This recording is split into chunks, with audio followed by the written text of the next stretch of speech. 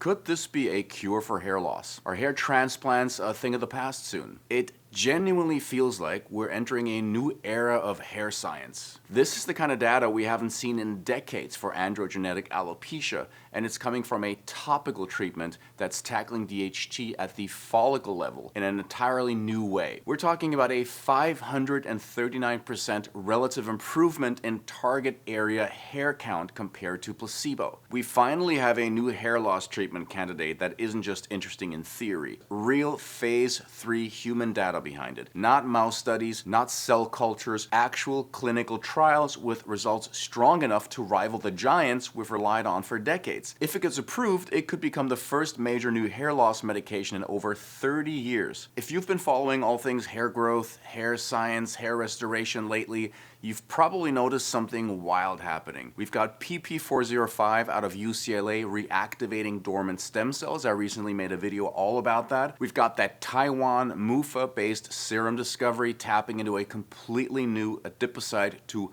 follicle signaling pathway. But what we're talking about today might be the most exciting breakthrough of all of them. Okay, here it is. Cosmo Pharmaceuticals has just released the full phase 3 trial results for Clascoterone 5%, and the numbers are honestly shocking. We're talking about a 539% relative improvement in target area hair count compared to placebo. Yeah, you heard that right. This is the kind of data we haven't seen in decades for androgenetic alopecia, and it's coming from a topical treatment that's tackling DHT at the follicle level in an entirely new way. So let's dive in, shall we? Because if these results hold up, Clascoterone might be the biggest leap forward in hair loss treatment since minoxidil and finasteride. It's called Clascoterone. It's a 5% solution. And what makes it so exciting is that it works completely differently from minoxidil and finasteride. For context, the hair loss world has basically had two FDA-approved tools in the toolbox, minoxidil and finasteride. That's been the landscape for decades. So when a new drug reaches phase 3 with this level of impact, dermatologists take notice, researchers take notice, and of course people like me take notice. So let's break down what Clascoterone is, how it works, the phase 3 results, the safety profile, and when you might actually get your hands on it. What is Clascoterone? Clascoterone is a topical androgen receptor blocker. Finasteride lowers DHT throughout your whole body, which is why some people experience side effects. Clascoterone blocks DHT at the follicle, locally on your scalp. That means we get the mechanism we want, stopping DHT from shrinking the follicle, but potentially with much lower systemic exposure. This is a completely new pathway for hair loss treatment. Nothing else approved today works this way. So how does it work? Let's break it down super simply. In androgenetic alopecia, which is male pattern hair loss, the problem isn't really hair dying, right? It's that DHT binds to androgen receptors on the follicle and tells the follicle to shrink. That process is called miniaturization. Clascoterone steps in and blocks that receptor. It competes with DHT at the follicle level, stopping the miniaturization signal. It's like finasteride, but instead of lowering DHT everywhere in your body, it blocks the message right where it matters most, on the scalp. And because of that, scientists think it might offer fewer hormonal side effects. Makes sense. We'll talk more about safety in a minute. Now, unfortunately, this won't be available for quite some time, right? More on the expected timeline later. What I've been using, which is keeping my hair full and healthy, is the ASLF Hair Growth Boost Serum, which uses Denzidol,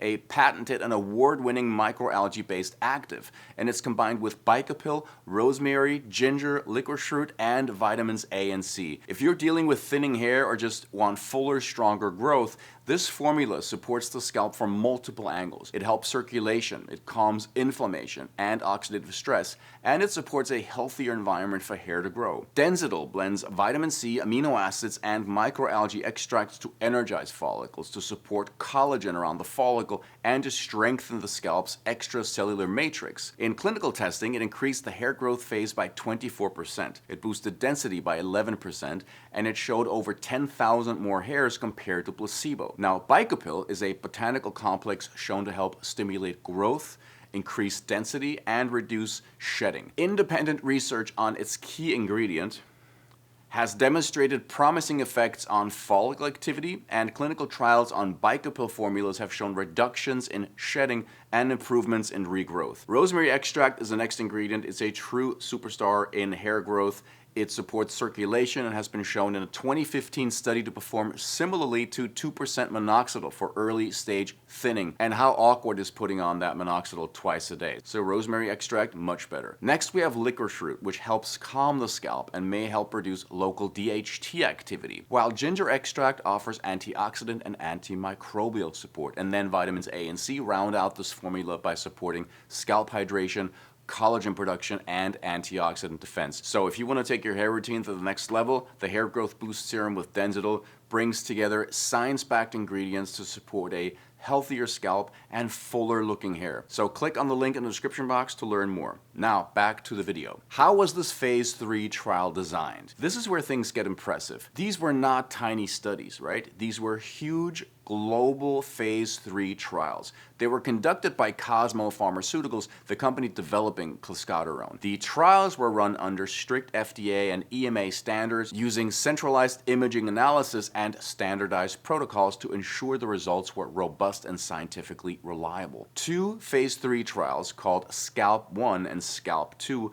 enrolled over 1,400 men across 30 US states and 5 European countries. These are actually the largest phase 3 trials ever completed for a topical hair loss drug. The primary goal was to measure hair count in a specific target area using high-res imaging. So now for the results. One of the phase 3 trials reported up to a 539% relative improvement in target area hair count compared to placebo. The second trial showed a 168% relative improvement compared to placebo. Now, very important here. Relative improvement doesn't mean 5 times more hair. It means 5 times more improvement compared to placebo, which is still extremely impressive. Even the lower number, 168%, right, is strong for a topical remedy. This is one of the strongest signals we've seen in a long time for a new treatment. What about safety and side effects? Well, this is where Clascoterone might really stand out. In the phase 3 trials, Clascoterone 5% had a safety profile similar to placebo. That's extremely encouraging.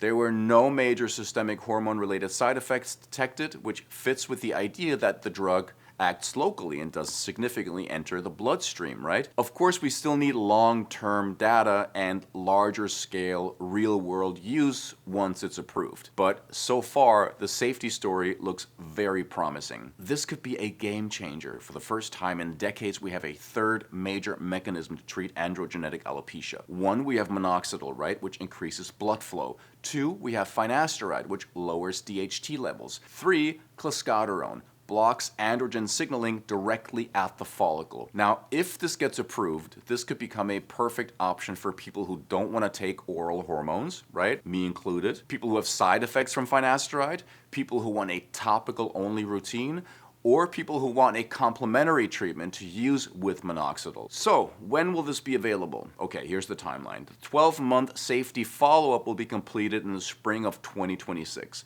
After that, the company plans to file for FDA and EMA approval. If everything goes smoothly, which of course nobody can guarantee, we could see Clascoterone available sometime in 2027. So it's not immediate, but it's coming. So there are some remaining unknowns, right? As exciting as this is, let's stay realistic. We still need long-term real-world data. We need information on how well it works for women, data on combinations with microneedling, for example, with minoxidil or peptides, and we need pricing and guidelines for optimal dosing. The early science is strong, but full answers will come after approval. Clascoterone 5% could be the biggest upgrade in the hair loss world in decades. The mechanism makes sense, the safety looks good, and the phase 3 results are stronger than anything we've seen in a long time. And that's it for today. Thanks for watching, and I'll see you next time.